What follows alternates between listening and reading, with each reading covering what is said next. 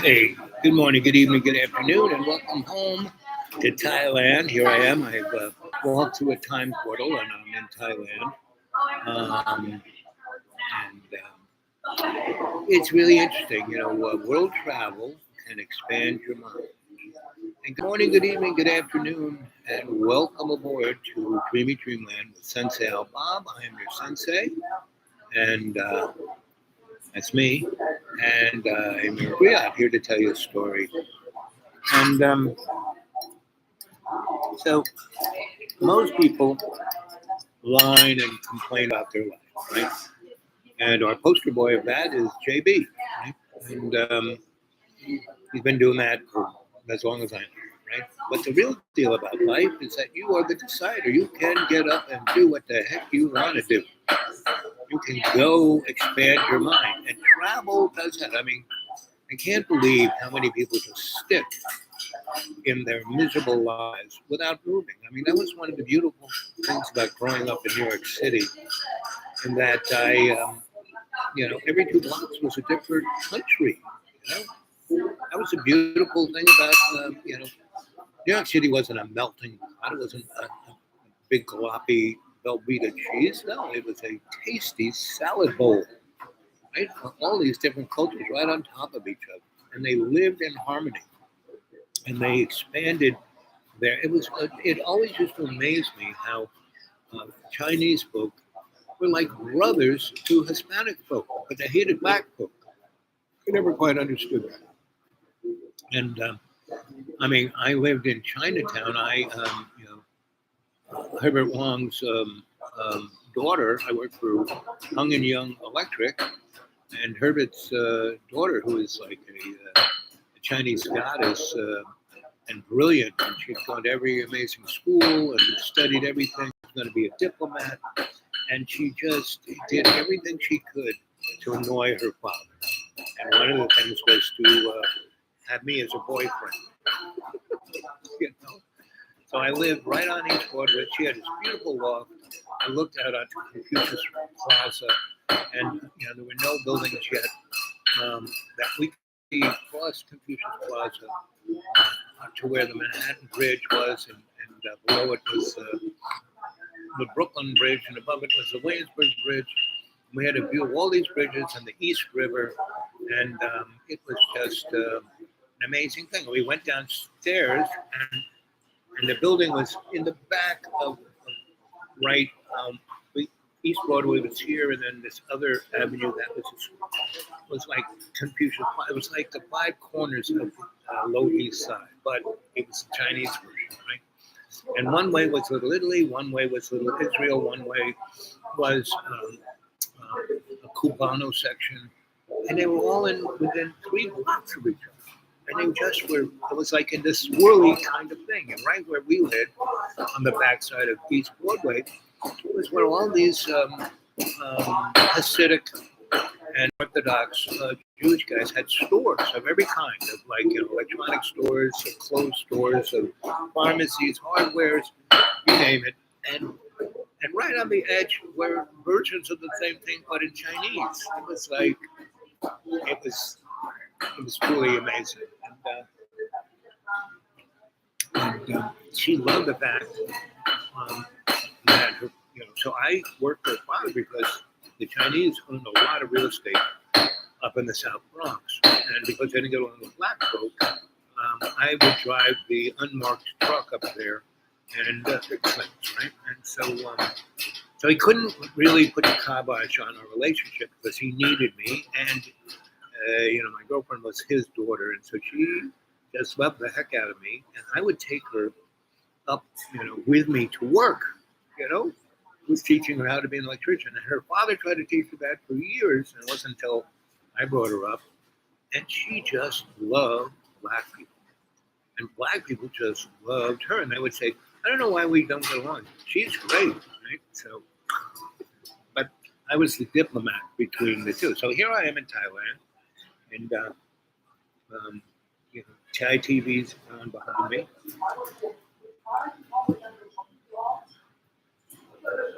And I've eaten this kind of interesting don't even know what it is. But it's interesting. It's like pad thai, but not really. It's seafood pad thai, and it's not like any fish that you know. It's like fish that squiggles around in mud puddles, and so it's very interesting stuff. And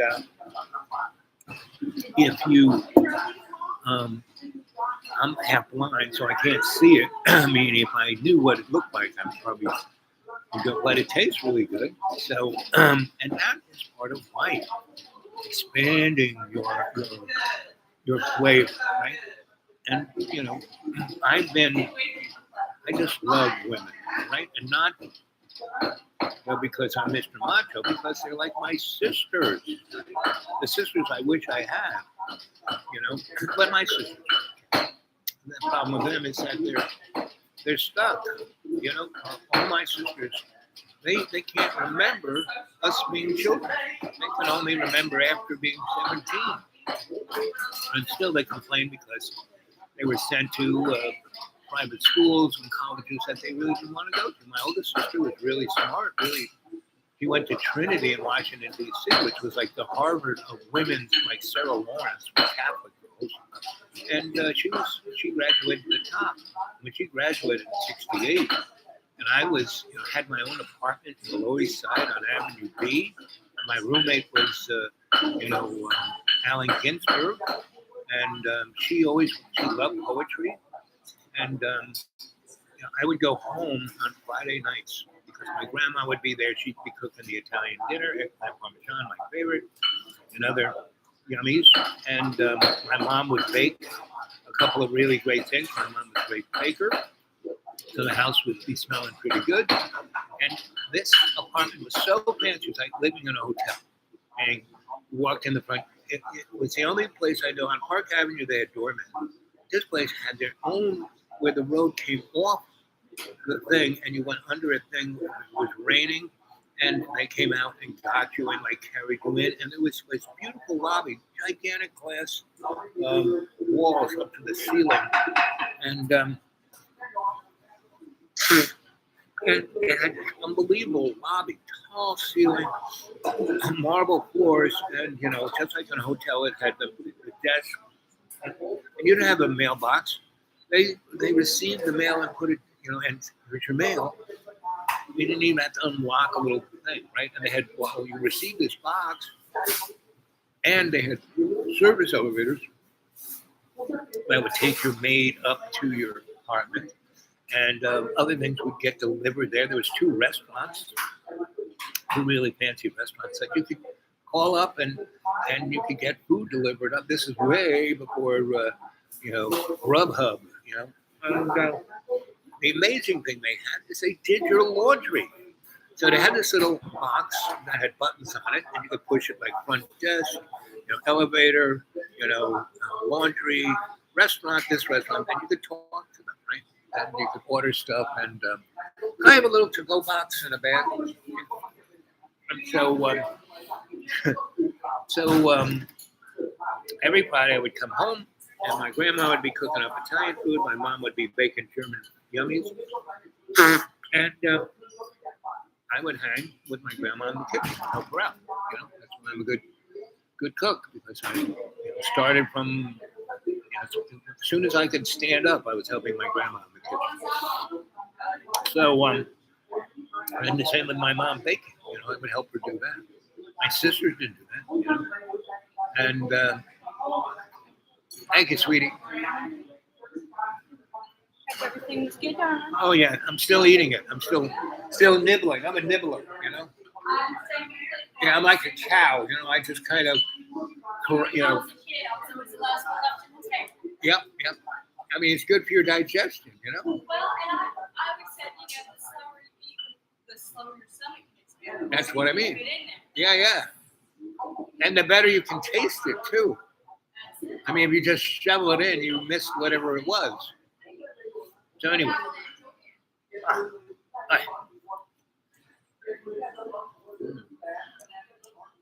Bye. So is that what you get as a skewer of meat? This is my chicken gizzard. Okay, chicken. Okay, gizzards. Yes. Anyway, so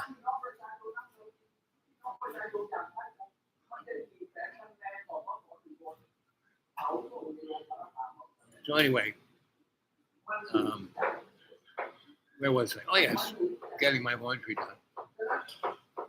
So, what did your brother do to himself? He mowed his yard and ran into a bee's nest, and his ankles are all. Ooh, they went after him. They went after him, eh? Ooh, yeah. Got to watch out for the yellow jackets. So I got home and I would bring my bag of laundry. I hit the laundry bag, and you had this little pad, and you said how many shirts you had, how many pants, socks, how you wanted your shirts done, and you hit the button. You put the bag outside, and within 2 hours, your laundry would be all done and like pressed and in boxes and folded. And so every Friday, I come home with my laundry and help Grandma make eggplant parmesan or lasagna or whatever we're making, and help my mom bake. And my sister would come home. Now, she just graduated from the Harvard of Women's Catholic Schools, and at the top of her class, cum laude, of like 300 ladies who were all really smart.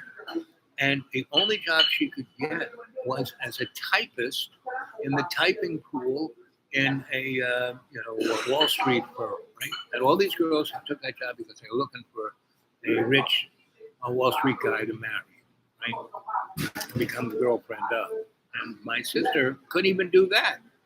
And so there was no, I slept on the couch whenever I slept there, and my sister would sleep in the linen closet. So she comes home and she's like really depressed, and she's not saying much. I said, "So, what's up with you, Mary?" She goes, "Oh, I just, I this job." And so I made about $800 cash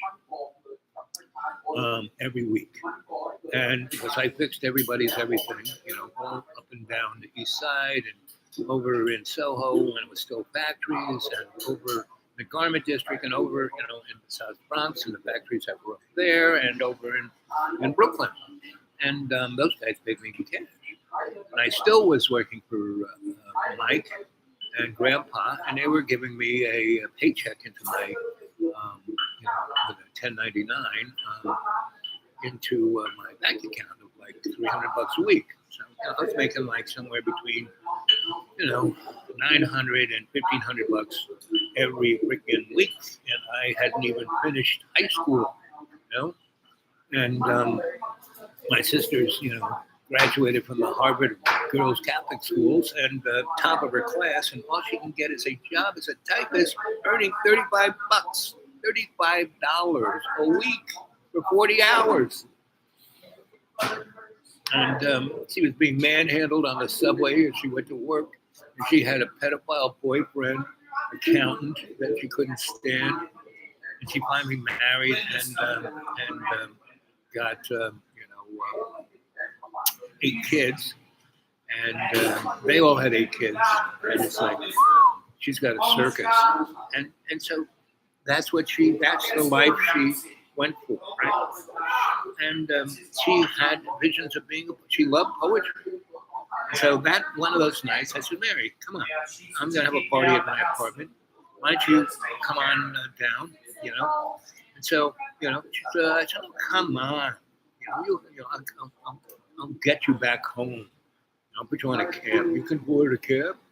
And at that time, from 69th Street and Park Avenue down to Lower East Side was only $3 for a cab. Now it's probably $300. Who knows? But anyway, she said, "Okay." So it's I pushed the button. I said, "Hey, get us a cab." And she goes, "We're going to take a cab there down too." I said, "Yeah, no problem." So I took the cab.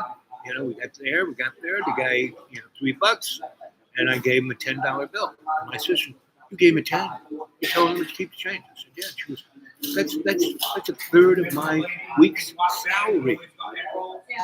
So what? And we lived in this amazing building that had been a nun's place, and it was turned into apartments. And I had what was known as a railroad flat, just a box that. And I was in that apartment, not in the basement and not on the first floor, but that was like, you had steps going up to the first floor, and then there was this floor that was in between, and you went underneath the steps to get in, right? So that's when I had one of those. So my windows, 9th Street kind of cut across my apartment. So the windows, I'd be eating my Cheerios and I'd be looking out my window and I would watch I would see from their shoe up to their thigh. And this was in the days of mini skirts. And so I'd be like, oh, look at that. So, but what I had was at the end of my railroad thing was these two big doors that went out into this amazing garden. These nuns had had this nunnery for like 80 years, and whatever sexual energy or whatever passion they had, they put into this garden. It was amazing. It was like the Garden of Eden, and big wall along 9th Street, so you didn't even know we were in New York City. All this ivy going up there, and big trees, fruit trees, and every kind of vegetable. And I had a stair in the middle of my apartment, right? And the floor and the ceiling was, boarded up, right? And I had like a little electric hot plate, and the toilet was on the side of the wall, not on the floor, because the sewer line was up here. So to get the shit to go down, it had to be like on the wall. So it had certain limitations, but I wasn't paying any rent. The guy, we redid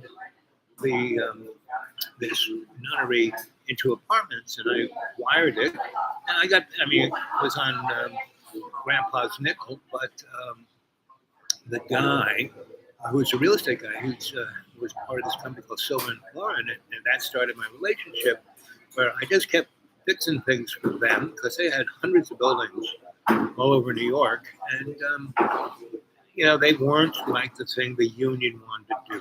So I would do it, and this guy would always have to show up.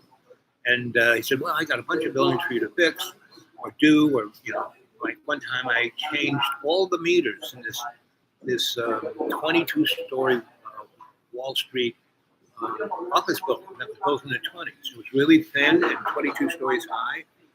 And every office had its own little meter. And they were switching over. They were going to give the people who would rent the offices, part of the rent would be the heat and electricity. So I was switching everyone's little meter over to one big service, and all the little meters were in this cleanup man's little room with a sink, and the walls were metal. So I had to change over everything live because everyone had computers, so I couldn't turn it off and do it. I had to keep it live and jump it and then wire it. And it was really hot, and I'd be sweating, and I'd be working live on something, and my elbow would touch that metal wall, which was touching the drain pipe with the sink in there, and just that whole summer I got electrocuted. So nobody wanted to do it, so I did it. And I got paid $300 a meter to switch over, right? Cash. And I could do 4 to 5 meters a day. It's not bad. It's like $1,200, $1,800 a day cash. And I had him pay me. He would come towards the end of the day. I'd start around 6 and I'd end around 6. And he would come and he'd take me out to dinner at one of the fancy Wall Street places. We had some cocktails, and he'd slide me my envelope. And so anyway, that's how I lived from the time I was, 9 on. Not that, that was when I was really doing good. Or well, however you want to put it. Anyway, so I brought my sister down to this place, and what had happened was, so I was cooking up a storm down in the basement. I had my little, I was having these parties out in the patio. All my buddies would come. We'd have these kick-ass parties. One day, knock on my door. I open up, and there's this bushy, black-haired guy with black glasses, big black beard. He goes, "Hi, I'm your neighbor upstairs, Alan. And man, I can tell you like to cook." And I looked in your windows up at 9th Street, and it's like you got an electric hot plates in your sink is like 8 feet up in the air, and you've got nothing, no room, but you got that amazing, garden in the back. And I'm a gardener. I really, really want to get it. I can look out my window and see that garden, but I can't do anything with it. So why don't we become roommates? You got these steps going up to my place, and it's like boarded up. Why don't we just pull the boards up, come upstairs and see what I can do? So we come up there, and where Alan lived was the corner of the place that was the kitchen, the bathroom for the nuns, and their library, and a little chapel there, right? So the little chapel was his bedroom.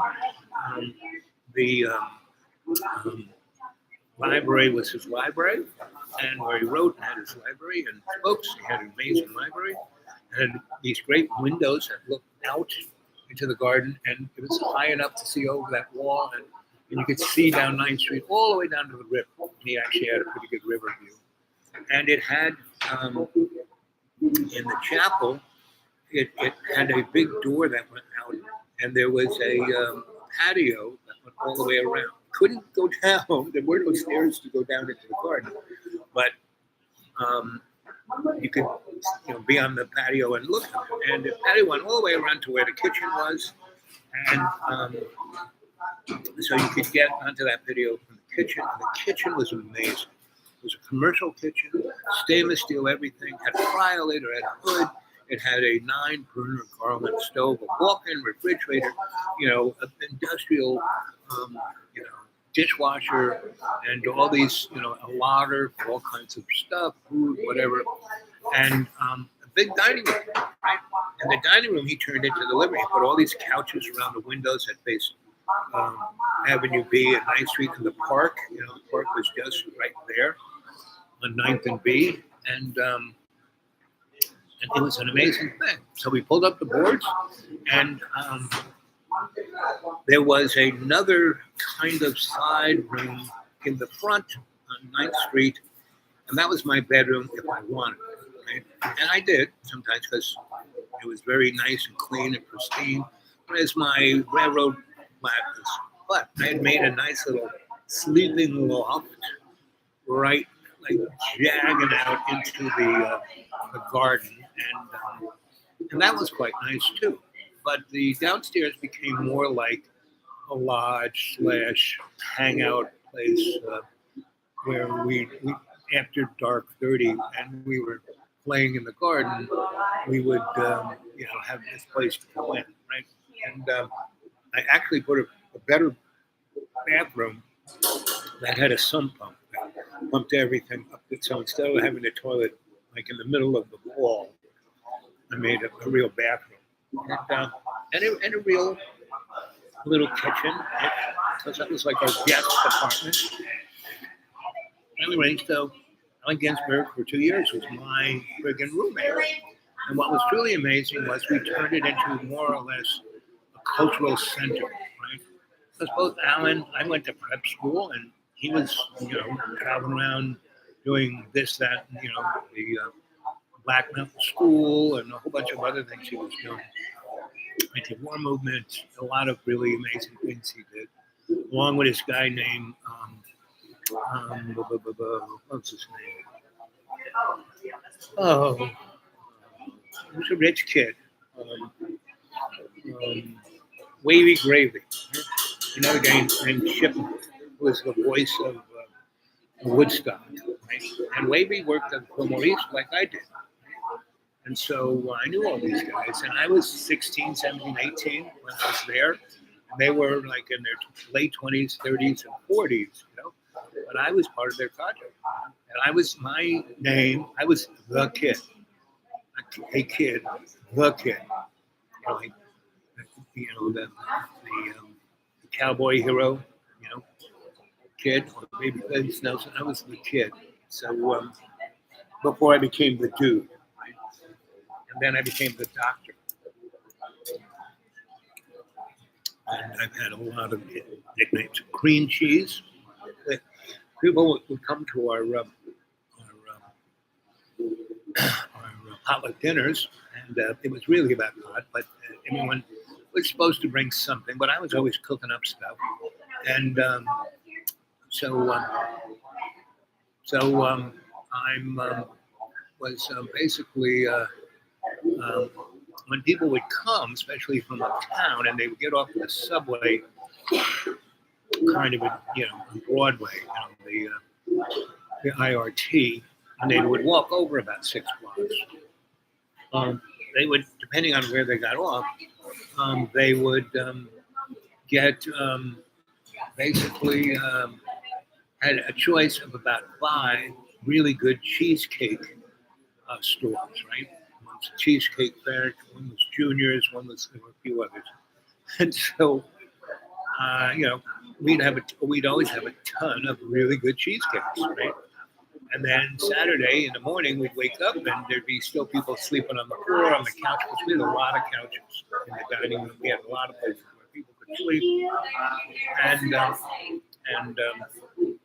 we you'd step over the bodies, and there'd always be like 10, 5 or 10 cheesecakes in the fridge. So that became my nickname also, Cheesecake. So, anyway, so my sister comes, we get out, we go in, and it's a beautiful building, Catholic Church nunnery.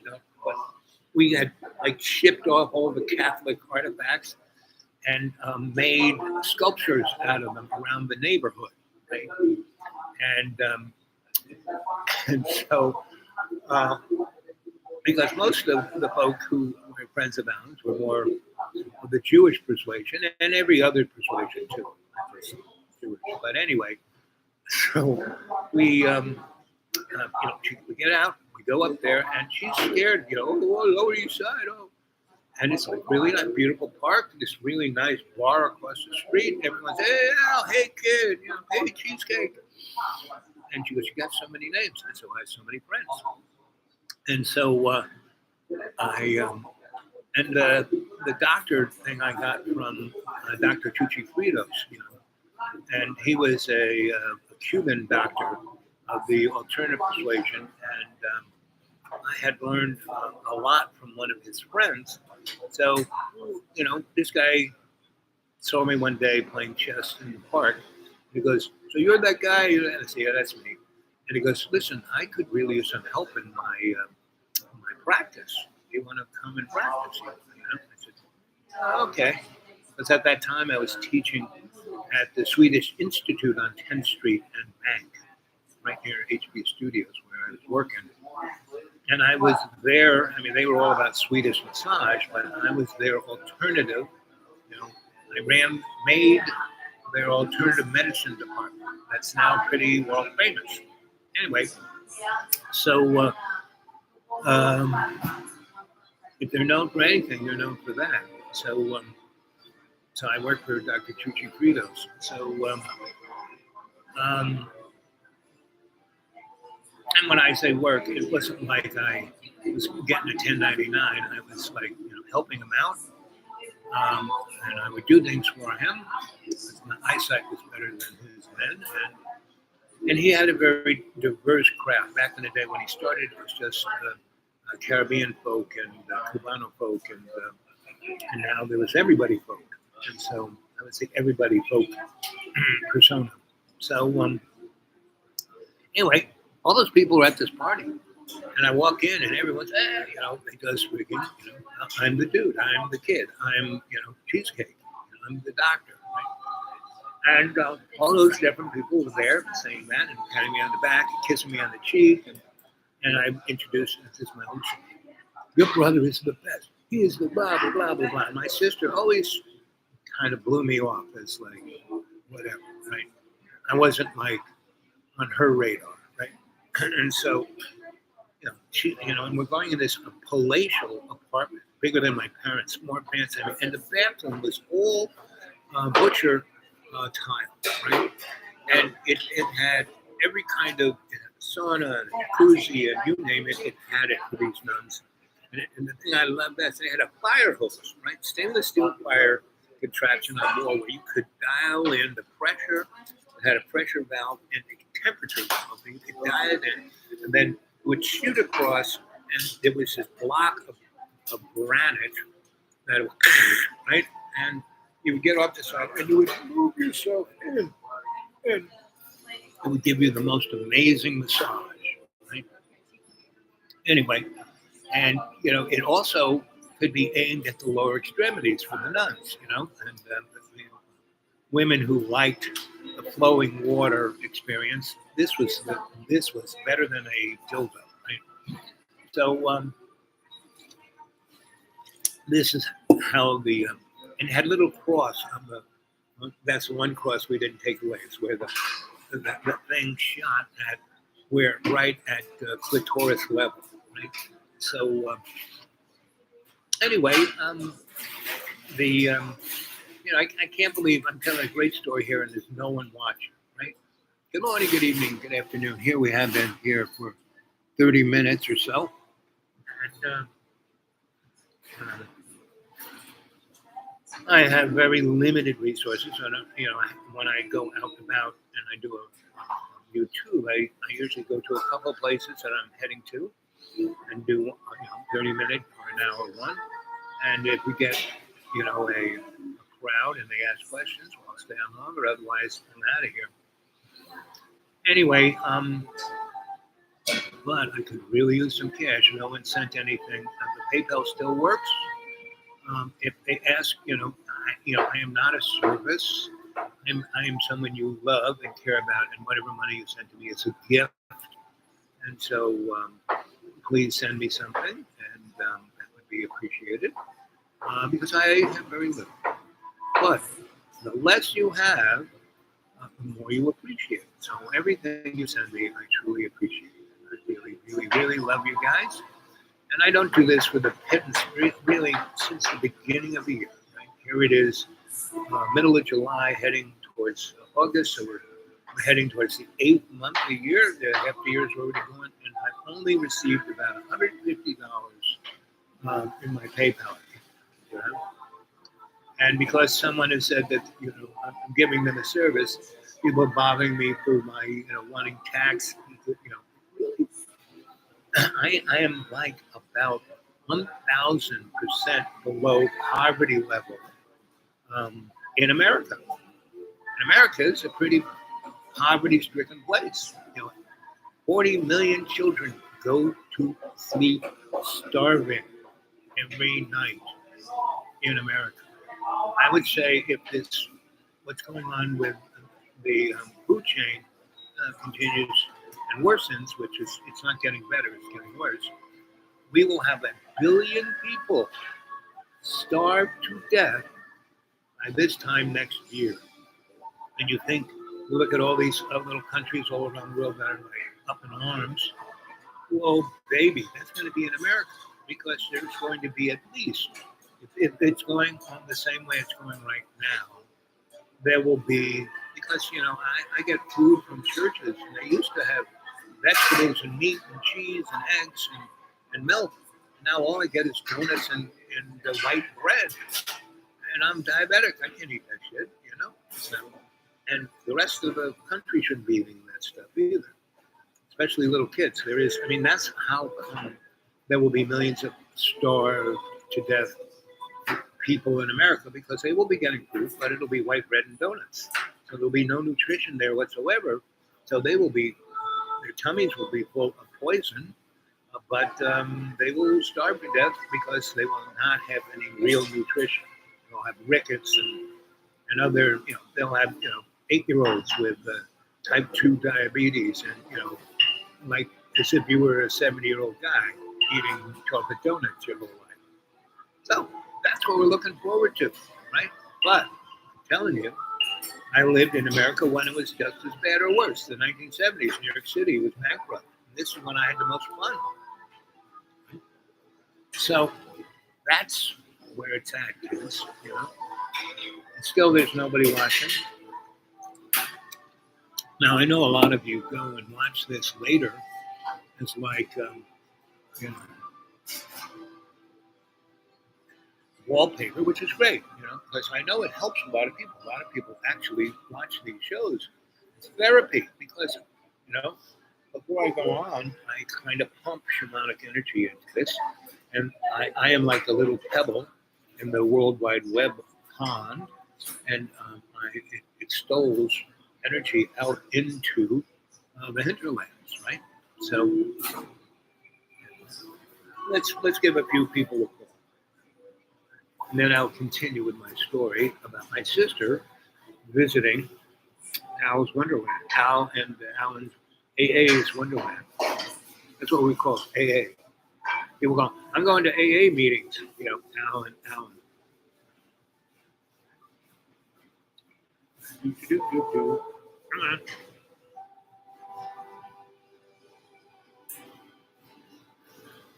Do, do, do, do.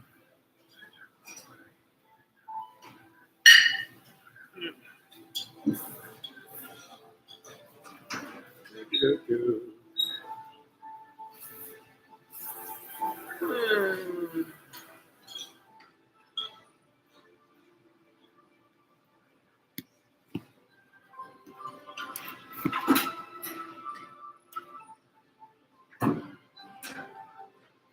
I'm trying to get this YouTube channel, right? Let's see.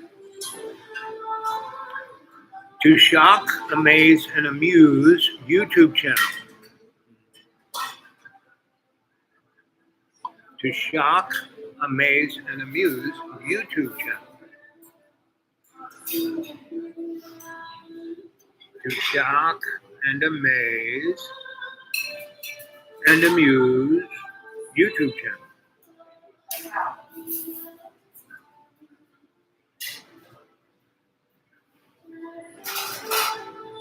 It's picking up the singing, and it doesn't know what it is.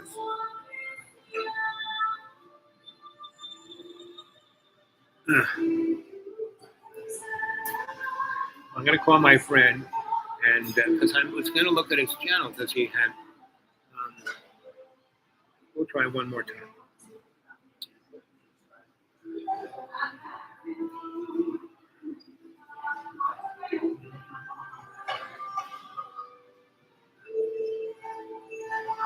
"2020 Rainbow Gathering."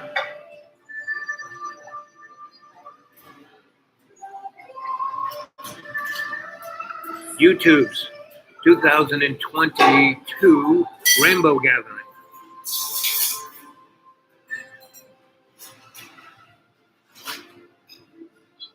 You make vacations fun, and we make cooking easy.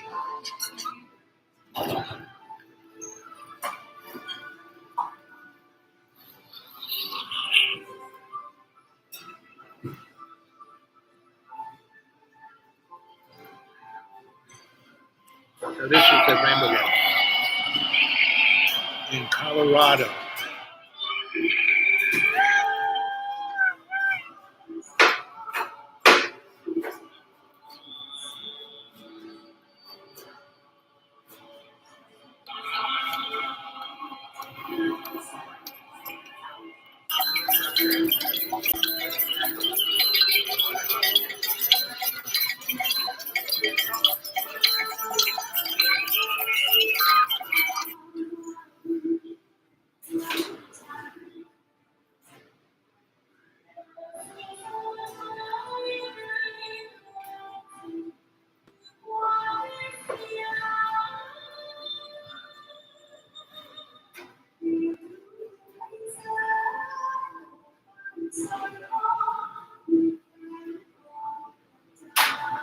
Everything all right? Always good.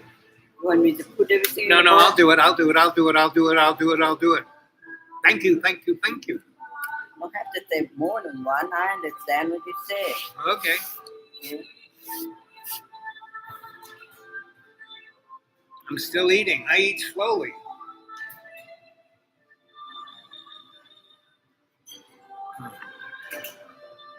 Yeah, they're trying to get rid of me. Move me on. Do, do, do.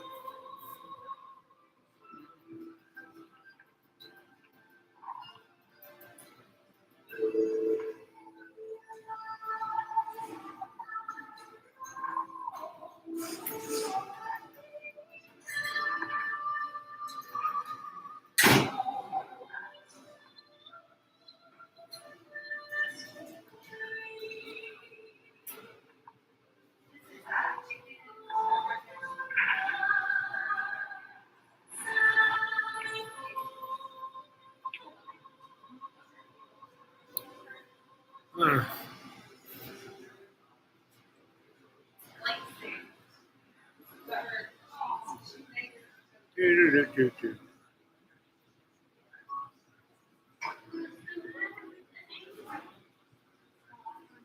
let's see.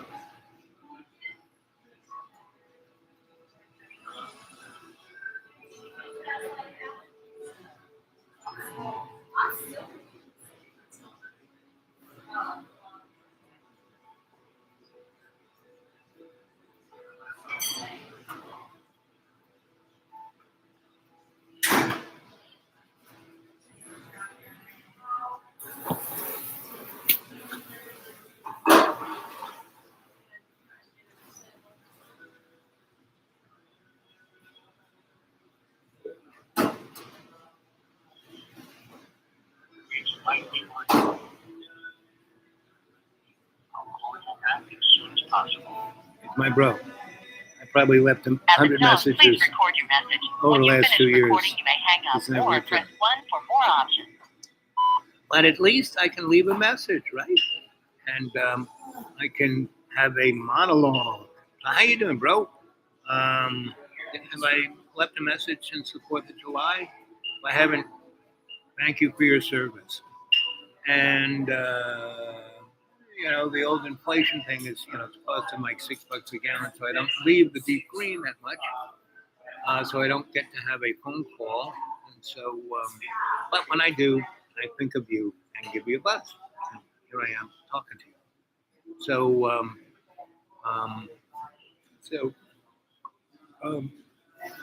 how you doing?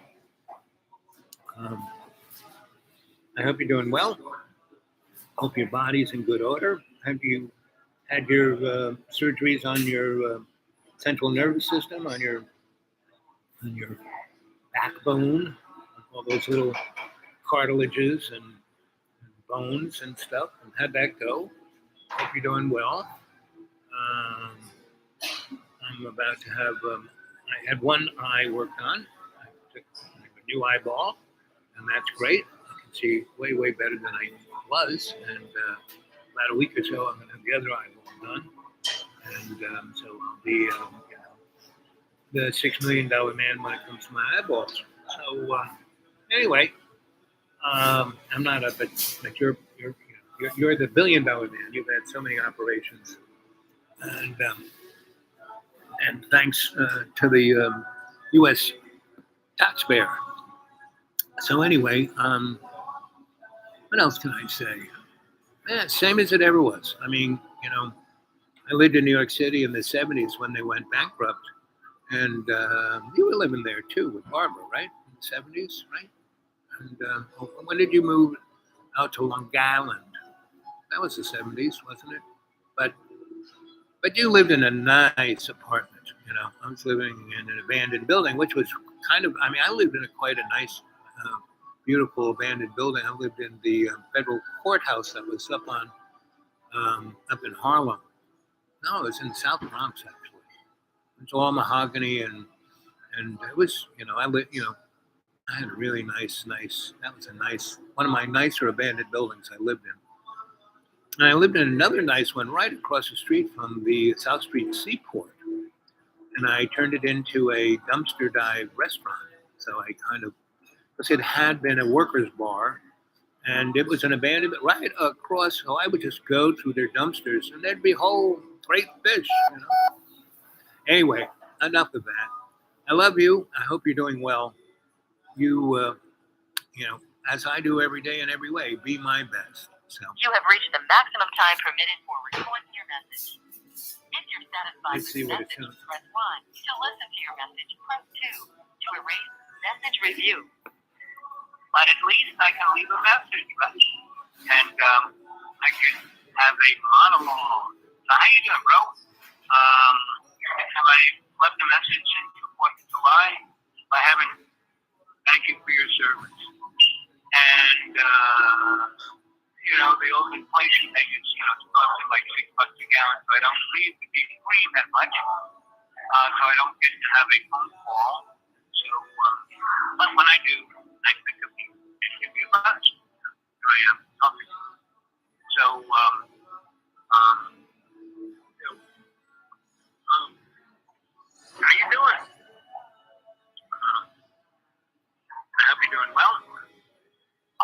body's in good order. Have you had your surgeries on your central nervous system, on your backbone, all those little cartilages and bones and stuff? How'd that go? Hope you're doing well. I'm about to have, I had one eye worked on, new eyeball, and that's great. She's way, way better than I was. And about a week or so, I'll get the other eyeball done. And so I'll be Well, you get the picture. $6 million in my eyeballs. So, anyway, I'm not a big If you're satisfied with the message, press 1. To send your message with normal delivery, press 1. To send your message with thank you, your message is Okay. Well, let's see. There's still nobody there. There's one thumbs up. Again, remember, get a hold of me if you want to speak to me personally at the dudeawake42@gmail. And no people got a hold of me and want me to join some, platform, blah blah blah, so we can talk and it'll be point to point. No, it's like if you can't talk to me on my email, listen, everything you do on the internet is surveilled. They're hearing you. So if you think you're going to go to Patreon or anything like that, if you think that Patreon is any better than PayPal or anything like that, forget about it.